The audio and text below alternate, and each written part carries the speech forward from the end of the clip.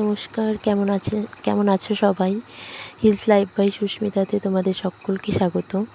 বেশ অনেকদিন আগে একটি ভিডিও দিয়েছিলাম যে আমি অ্যাভোকাডো আনতে যাচ্ছি, কিন্তু তার কোনো রেসিপি দেওয়া হয়নি। বেশ কিছুদিন যাবৎ শরীরটা খুব একটা ভালো যাচ্ছে না, তাই ভিডিওগুলো করতে পারছি না। আর আজকে আমি তোমাদের সাথে শেয়ার করব অ্যাভোকাডো স্যান্ডউইচ।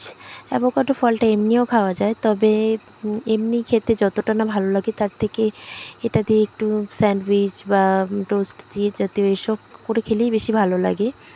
আর আমি তার জন্য কিছু পাউরুটি স্যান্ডউইচ আকারে কেটে নিয়েছি, আর সেগুলো আমি একটু বাটারে সেঁকেও নিচ্ছি। আর এখানে রেখেছি অ্যাভোকাডো আর শসা, যে বড় সাইজের যেটা দেখলে ওটা কিন্তু পাহাড়ি শসা। আর এবার অ্যাভোকাডোগুলো কেটে নিচ্ছি। আমি অ্যাভোকাডোগুলো 3-4 দিন চালের ভেতরে রেখে দিয়েছিলাম, আর এগুলো একদম পেকে একদম বাটারের মতো নরম হয়ে গেছে। আর আমি এই অ্যাভোকাডো কাটতে আমার কিন্তু ভীষণই এটা একটা উৎসাহের ব্যাপার ছিল, কারণ আমি এরকমভাবে মোবাইলে ওই ইউটিউবারদেরই দেখেছি, কিন্তু নিজে কখনো কাটিনি। কি সুন্দর পেকেছে দেখো, ভিতরটা একদম কত সুন্দর, একদম বাটারের মতো সফট। তোমরাও এইভাবে 3-4 দিন চালের ভেতরে রেখে পাকাতে পারো।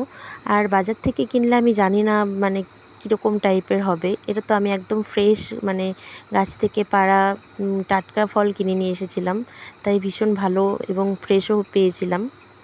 আর খেতেও বেশ ভালো ছিল, তবে একটু বেশি পেকে গেলে সেটা খেতে ভালো লাগে। তারপর আমি এগুলোকে ম্যাশ করে নিয়েছি।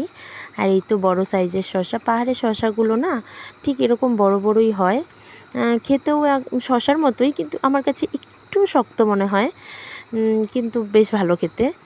আর স্যান্ডউইচের সমস্ত কিছুই রেডি, পেঁয়াজ কুচি, শসা কুচি, টমেটো কুচি, একটু লেবু, একটু আমার কাছে যেহেতু চাট মশলা ছিল না, তাই আমি জলজিরা দিয়েই কাজ চালিয়ে নিয়েছি। খেতে খুব ভালো হয়েছিল। তোমরা আমার এই রেসিপিটি ফলো করতে পারো। আর যে ফলো করবে অবশ্যই আমাকে কমেন্টে জানিও কেমন লেগেছে। ভালো লাগলে অবশ্যই একটি লাইক, কমেন্ট আর শেয়ার করো। আমার এই ছোট্ট চ্যানেলটিকে প্লিজ প্লিজ প্লিজ তোমরা সবাই সাবস্ক্রাইব করো। ধন্যবাদ সকলকে। আবারও দেখা হবে নতুন কোনো ভিডিওতে। টাটা।